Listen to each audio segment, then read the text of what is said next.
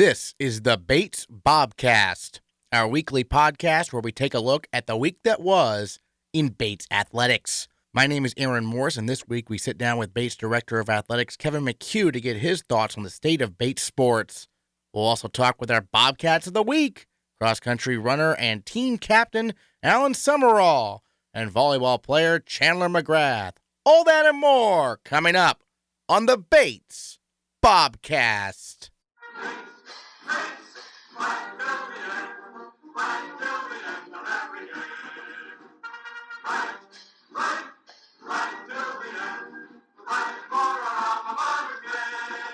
The Bates football team dropped a close 24-16 decision to Wesleyan on Saturday as the Bobcats lost their third consecutive one-score contest. These close games show that every play matters, as emphasized by head coach Mark Harriman. We had some chances in the middle of the game as well. I think, we again had a turnover down in the red zone that hurt us a little bit. And we had a couple of what I would consider dumb penalties that hurt us. One, we had an interception called back that was a roughing the passer call, and then we had one that was a little more inadvertent, but it just really hurt. We fell on the ball for a touchdown and ended up having a face mask penalty that negated that. So those are certainly two plays that we'd have liked to have back. Highlights for Bates in the game included quarterback Patrick Dugan throwing for a career-high 204 yards. On defense, Brandon Williams, our male Bobcat of the week last week, picked up right where he left off with two more interceptions. Harriman loves what he sees from the junior defensive back. He's always impressed me, just even when he was running scout team for us, that he does have a great feel for seeing the ball coming out and getting a jump on it, and he certainly showed that on Saturday. And part of it, I think he prepares very well and understands what the opponent's trying to do. The football team returns home this Saturday to take on Middlebury at 1 o'clock. Come to Garcelon Field and cheer on the Bobcats as they look to beat the Panthers for the first time since 1988. This past week in Bates athletics got off to a tremendous start as the field hockey team stunned previously undefeated and 9th-ranked Babson on Wednesday by a score of 1-0. Shannon Beaton scored the lone goal of the game for the Bobcats, and head coach Danny Ryder loves the progress the program continues to make. Hard work pays off. I mean, this has been 3 years in the making, and this team has bought into everything we've thrown at them, and it's a really incredible thing as a coach to see because they just have so much faith, and they have so much trust in each other and in the program, and that's what it means. Despite falling to Amherst on Sunday, it was also a good week for the men's soccer program as they beat Curry 2-1 on Wednesday, and then they fought defending national champion Tufts to a scoreless draw on Saturday. The playoffs are in sight, but head coach Stuart Flaherty isn't even thinking about that. We need to not have the playoffs in sight. We've got a week to get ready for Saturday's game, and we're going to have 4 sessions with 4 different topics during that week, and we need to be concentrating on that. Worry about 2 p.m. Saturday when it gets here. And when you're in that mental habit, you enjoy your time a lot more, you pay a lot more attention and get more things done. And the good things tend to happen on the results end if that's how you're going about things mentally. After a tough 1-0 defeat at the hands of Tufts on Saturday, the women's soccer program bounced back on Sunday as they took on 19th-ranked Amherst and fought them to a scoreless draw. Meanwhile, we have a quick rowing update for you. The head of the Charles this past weekend saw the defending national champion women's rowing team place 2 boats in the top 6, 3rd place and 6th place, respectively, in the regatta, while the men's rowing team finished 19th and 36th, respectively, on their end. And women's tennis wrapped up their fall schedule with the Bowdoin Invitational as first-year Bella Stone defeated Wellesley's Justine Huang 6-2, 1-6, 10-7 on Friday to continue her excellent fall campaign. Women's tennis program will get started again in February for their spring season. Now it's time to talk to our Bobcats of the Week. And what a week it was for the men's cross-country team as the Bobcats defended their main state championship, finishing first out of 11 teams. Joined here on the Bates Bobcast by the head coach of the men's cross-country team, Al Farashidian, to talk about the squad's recent main state championships. Second year in a row you guys have won that race. We talked a little bit before we started recording about the different courses and how they lay out. This one, flat and fast. Was that a big advantage for you guys? Well, I think our team was pretty excited to run there because they knew they had a chance to go after those personal records, which is always important to them. Not as important in the big scheme of cross country, but certainly to every athlete, they like to have a faster PR. So they got excited about that, and they also knew that it was a course where they'd be able to rely on their rhythm and setting up a strong race plan with a consistent effort all the way on through was certainly our goal, and we did a good job getting that accomplished. And they were led by senior captain Alan Summerall, who finished second overall in the competition. He is our male Bobcat of the week. Alan, you've had a lot of top 5 finishes this year, but first let's start with your background. You did not come to Bates to be a runner, at least on the team. How did you end up joining the team just a couple years ago? Yeah, that's correct. I didn't run in high school. My high school had a very successful team, but I didn't run there. I ran for a season in middle school on that team. I didn't start running again or even exercising again until I was basically a junior in high school. I came to Bates just for academics, but I was still running every day just to stay fit. And then I met last year's captain, John Stansel, through student government.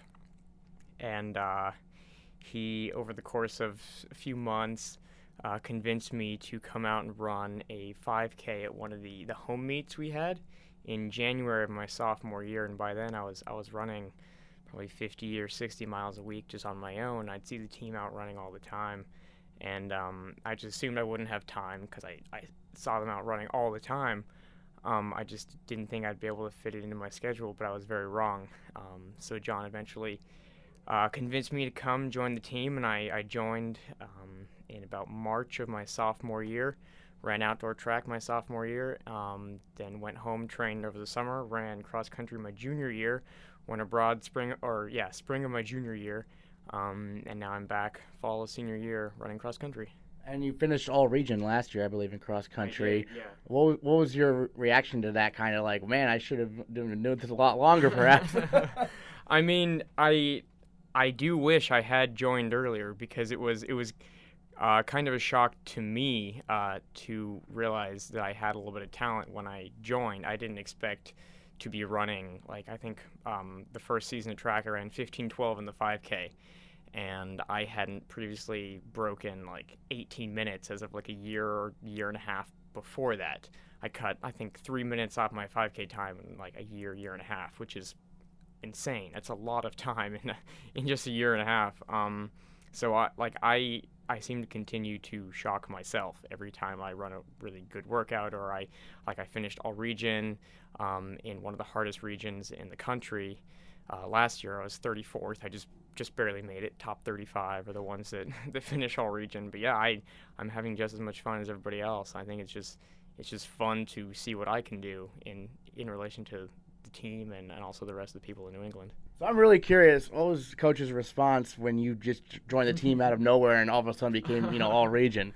I mean, I think Coach was a little shocked. I think, when I was joining the team in February, March of my sophomore year, I had met with Coach, I think 1, maybe 2 times before I decided to actually sign up and join. And so I think he may have been a little skeptical about how I would adapt and how I would react to training really hard, doing workouts and working out with the team, and also just racing all the time, because up to that point I hadn't really done races. I had done some local 5Ks here and there, but I had never raced with a school logo on my chest. So I am not quite sure how well he thought I was going to do, but I guess it ended up working out. Yeah, because now you're team captain. So as team captain, what are just some main responsibilities for you? Well, my primary responsibility, this kind of goes without saying, but I'm just the leader of the team, so I have to make sure that people don't go too hard in workouts or they don't go too easy in workouts. I have to make sure people are running the kind of mileage they should. I have to make sure that people are staying healthy and staying committed and staying responsible and staying on top of their own responsibilities, their own health, because so much of running is about how you feel. It's about health. It's not just about how much you can lift or whatever. It's like a total body sport. So I just kind of have to make sure that the team trains and also stays together socially very, very well, because we have to train together every day and run together every day. So it's all about a positive atmosphere and making sure we stay on top of our duties every day. And how do you guys as runners prepare for different courses? Because, in the main course, the main state championships course, were very fast, while the other ones you have possibly going forward might not be as fast, more hilly, more twisty. So how does that preparation work? I mean, the training itself doesn't really vary that much. The training between track and cross country itself varies a lot. We have some loops at our home course at Pineland Farms, and we run those every few weeks. And those are hilly, so we do run hills pretty frequently. Run on hard trails. But then we also run on roads and do workouts a couple times early on in the season on the track. We also run on grass and a local golf course. So we get a lot of different terrains in our training. So we are pretty well adapted to run on any type of course. But then once we figure out what courses we're running on, the variation comes more just in the actual race pacing itself. If it's extremely hilly, if it's a very hard course, we don't end up running the first mile very hard because we know it'll be a lot more challenging later on. But if like Saturday, that was a pretty flat course, I know I could go out at a pretty fast pace, and I wouldn't necessarily slow down as much as I would if it were a hilly course later on in the race. I'm just curious, as a senior, what are your plans going forward? I mean, you got this, hopefully NCAA's for this. You got indoor track, then outdoor track. But after that, what are you looking forward to post-graduation, possibly? Well, I will be applying to law school, and I'm also thinking about PhD programs, so like a joint JD PhD program for the next 6, 7, possibly 8 years. But then on top of that, I also really want to keep training, because since this is kind of a recent thing, I realized I could train for another 3, 4, 5, 6 years, and I could take this farther. I don't know how good I could be. I don't really expect myself to be extremely good, but I just love doing it, and I'd like to see like where it ends up. So I'd imagine the next 5, 6, 7, 8 years of my life are going to be law school, grad school, and running. Fair enough. The sky seems to be the limit for our male Bobcat of the Week, Alan Summerall. Thanks so much. Thank you very much. On the women's side of things, the volleyball team has clinched a spot in the postseason NESCAC tournament thanks to a 3-2 win over Hamilton on Friday.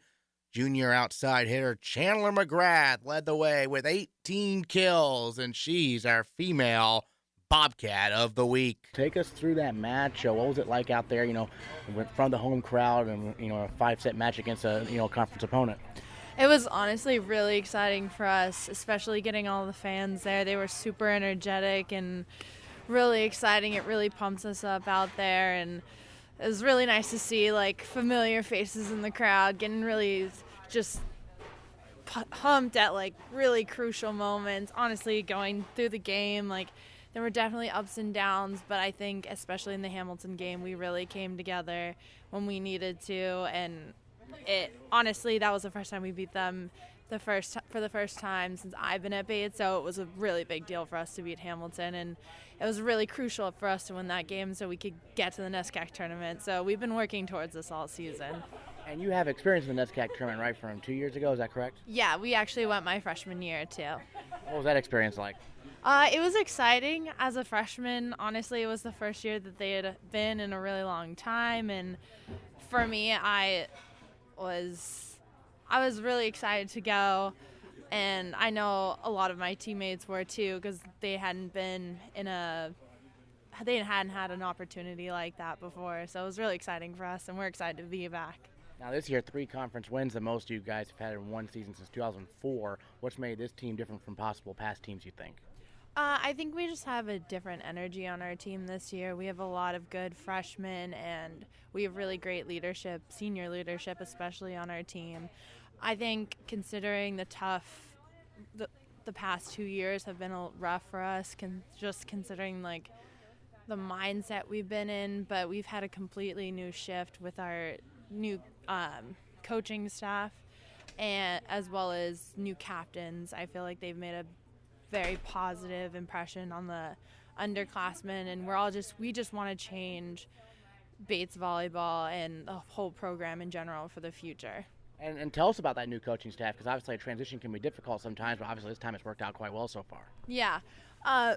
We love our coach. She pushes us every day in practice, but she also inspires us because we can tell she really cares about us.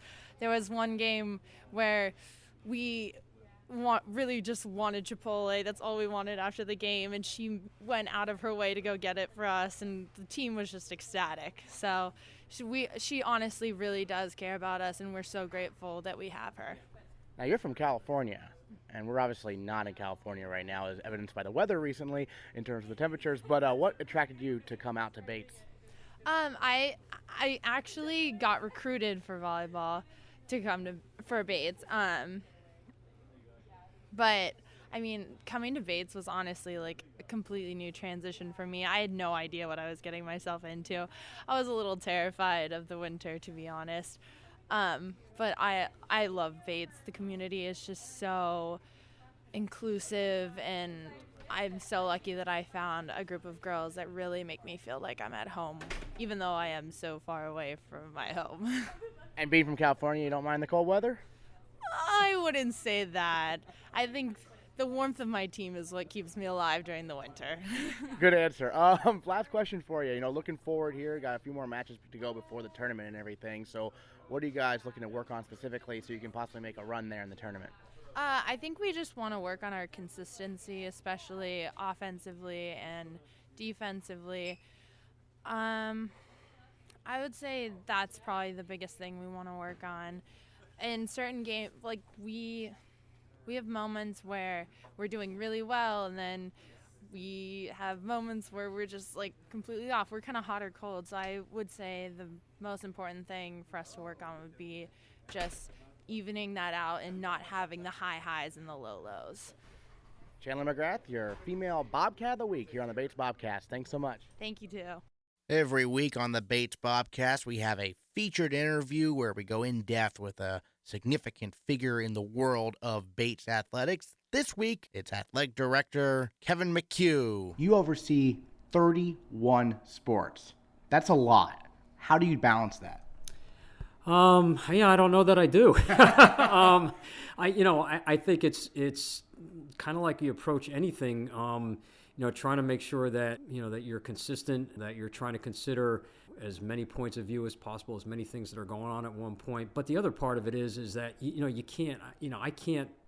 Number one, I can't pretend that I know enough about every one of the 31 sports to be able to supervise, or direct the coaches to do that. So, part of it is, it sounds kind of cliche, but it's hiring, really good staff that, that handle what their responsibilities are. And again, I think we've been really fortunate to have, good self-directed people in place, that I'm not trying to manage, all 31 sports as much as I am trying to help sort of with the infrastructure, with the support, so that the coaches can do what they need to coach, and our student athletes can have the experience that they need to have, and that extends to the staff. They're incredibly key to the experience that everybody has, and also kind of reinforces why everybody sticks around. Bates has a few kind of unique challenges when it comes to athletics. First of all, being a Division III program. Obviously, as most people know, Division III, you can't do athletic scholarships. So how does that impact the challenge when it comes to recruiting here for the coaches that you've noticed over the years? Actually, I don't know that it's a challenge because we don't have the scholarship aspect of it. I think what that forces you to do, and in a way, it is really beneficial in that it makes you have to really sell the institution, really talk about what it means. Again, just like our staff feel that fit, the student athlete has to feel that as well. And so it's figuring out what it is that makes Bates distinctive, What's the experience that we provide that's different than the other 450 schools in Division III? And again, we're not necessarily competing against all those 450 schools. It's probably a little more limited in terms of our NESCAC peers, and then other small liberal arts colleges that are like us. But again, it is different in that you're sort of looking at a whole different type of student athlete. And again, when you're at a NESCAC type school where the high quality academics, there's a particular student athlete that's looking for that kind of experience, that really wants to compete at a level that really maximizes their potential, but also they want to compete equally in the classroom in the academic setting. And so I guess the biggest challenge is finding that type of student athlete. And then also, trying to compete for them against, the peers. So it's not about, the scholarship or having the sort of something to lay out on the table. It's being able to articulate, what it is about this place and what we have to offer that hopefully attracts someone. You touched on the NESCAC, a unique conference even within Division III because it is so academically oriented, and historically, at least from what I've heard, and correct me if I'm wrong, athletics were kind of on the back burner in terms of actually, winning for a lot of programs, at least in the NESCAC, but that's starting to change a little bit, right? Yeah, no, I don't think they've been on the back burner. I think what maybe was on the back burner is that NESCAC, when it was initially started a number of years ago, really didn't pursue postseason play, or at least NCAA play.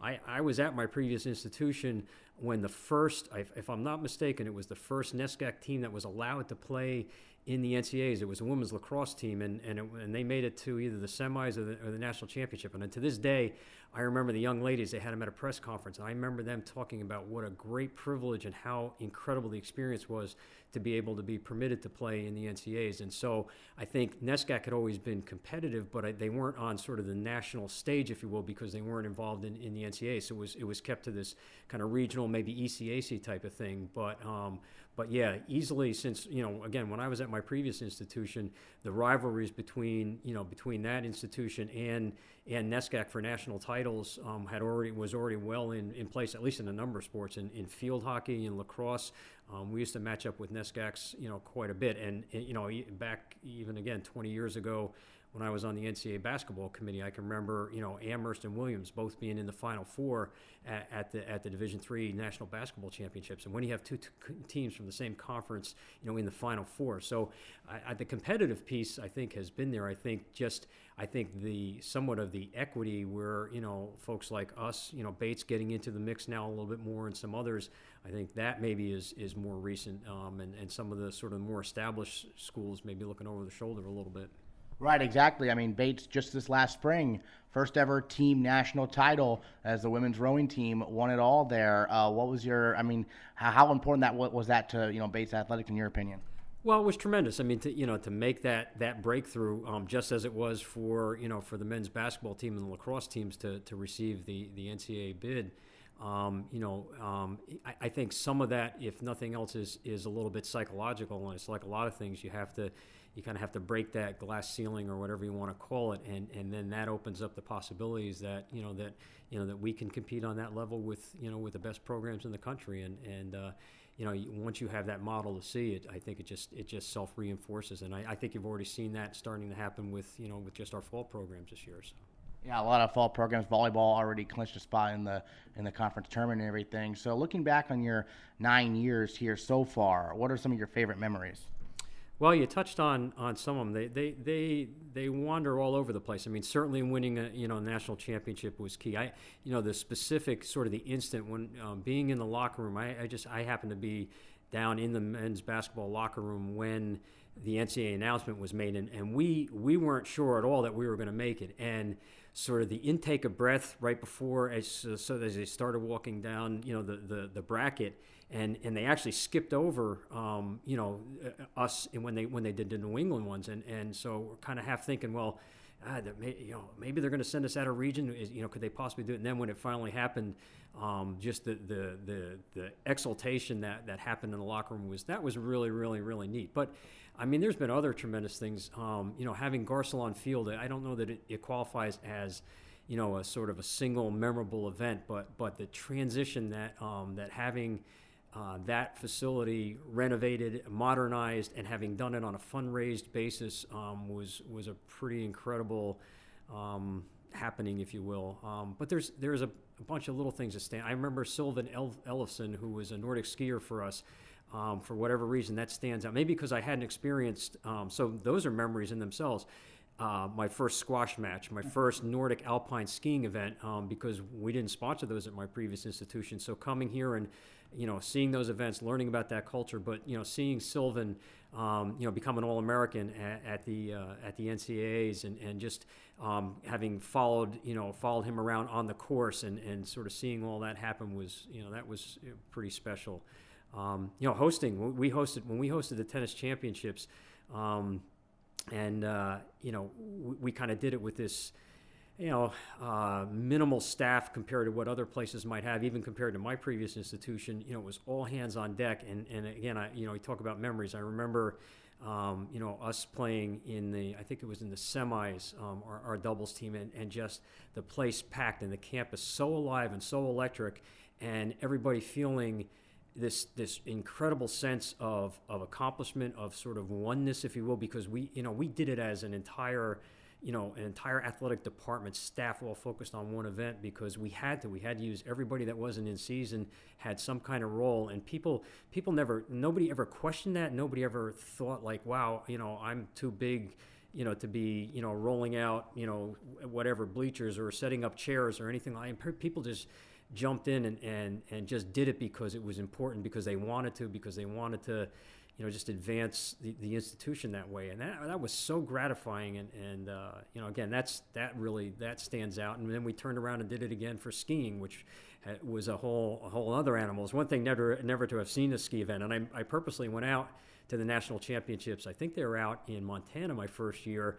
I went out because I had never seen a national championship and what it takes to actually run those, and we were going to host them the next year. And so to get a clue about what that looks like and what that feels like, and then to actually pull it off again at two facilities that are an hour away from campus was pretty tremendous. So those are some things that stand out. And, I'm sure there's lots more that have escaped my gradually fading memories. Well, we've talked about memories. Now let's look towards the future. What are some short-term and long-term goals you have for this athletics department? I think the goals are kind of general from the standpoint, and I don't mean to punt on the question, but I mean I really think that we just want to make sure that every student athlete that is involved in our program has the best possible experience that they can have being part of this athletic program. And certainly that has to do with success to a degree. I mean, it's no fun to be involved in something that you're passionate about and never to have experienced the successful piece. It would be just like, going to the classroom every day and getting F's all the time. So from that standpoint, we shoot to do that, but really, and it may sound, I don't know, trite or whatever, but the to be sure that we're positively affecting the development of every student athlete that's with us, that they end up being a little bit better person, a little more developed, a little better sense of social justice and all kinds of things that are very Bates-like about the institution. Also, that's important for us to get done in our department, and to be a viable part of the campus, to be contributing to the campus. Again, not just as sort of an opportunity for people to come out and watch something happen, but to be more involved and to be making a difference, to be affecting the culture in ways that we can do, because so many of our student athletes make up a significant portion of the campus. But then again, the competitive piece. We ultimately want to be in that top part of NESCAC. Want to be always in the picture for playoffs. Always looking to compete for a NESCAC championship. We got a little ways to go to get there, but if we're doing that, then we're also competitive nationally, because again, NESCAC, as you noted, and we talked, is hands down the most competitive conference in the country. And if we're in the top, half to upper part of the conference, then we're doing as good as anybody else in the country, and that is a goal. And you bring up a great point there because obviously, the NESCAC has some powerhouses like Williams and Amherst who have been, historically very successful. Do you ever look at those programs and kind of see what they're doing, or do you just kind of ignore them and kind of focus on Bates? I wouldn't say we ignore them. They're pretty hard to ignore. But no, we focus on Bates, and we look at what we can do with what we have and how we have to approach things, and that is going to be different. And I think that's the part of going back to what I was talking about when we try and convince student athletes that this is the right place for them, and we have to, and it has to be right for them, and they have to be right for us. But knowing that we're going to do things a little bit differently and approach them in a Bates like approach, we're not going to let how other people do things dictate how we think we should do them at Bates. A lot of the fall sports right now showing some pretty good improvement over the past seasons, perhaps. You look at women's soccer, men's soccer, volleyball, even, field hockey as well. What are your impressions been in the fall season so far? Again, tremendous. I haven't looked back, but I don't know when the last time that we had 4 of the programs this far along in the season in a position to be in a playoff, in a NESCAC playoff, to finish in, at least in the top 8, maybe even higher, depending on how they go. Again, to have all, the 2 soccers and field hockey may, I think they may have just crept back to 500, but just as of last weekend, all 3 of those programs had winning records. They all had, several NESCAC victories, amongst them again, which is, there are steps that we have to take along the way, but there's steps we hadn't taken to this point. I think I read somewhere where soccer, I think, has as many wins as they've had in 7 or 8 years. Volleyball. The first time they've beaten 3 NESCAC opponents in since 2004. Things like that haven't happened in almost a decade have been happening this fall, and so so that's been really gratifying because again, it's not all just about the winning aspect of it, but it certainly helps everybody have a lot more fun when you're able to see some success because our kids, our coaches, our staff, everybody works incredibly hard. You and I spent the better part of a day, 2 days, freezing outside, trying to support, those contests and those athletes, and we really all work at that, and so you like to see it come off and have some success along the way.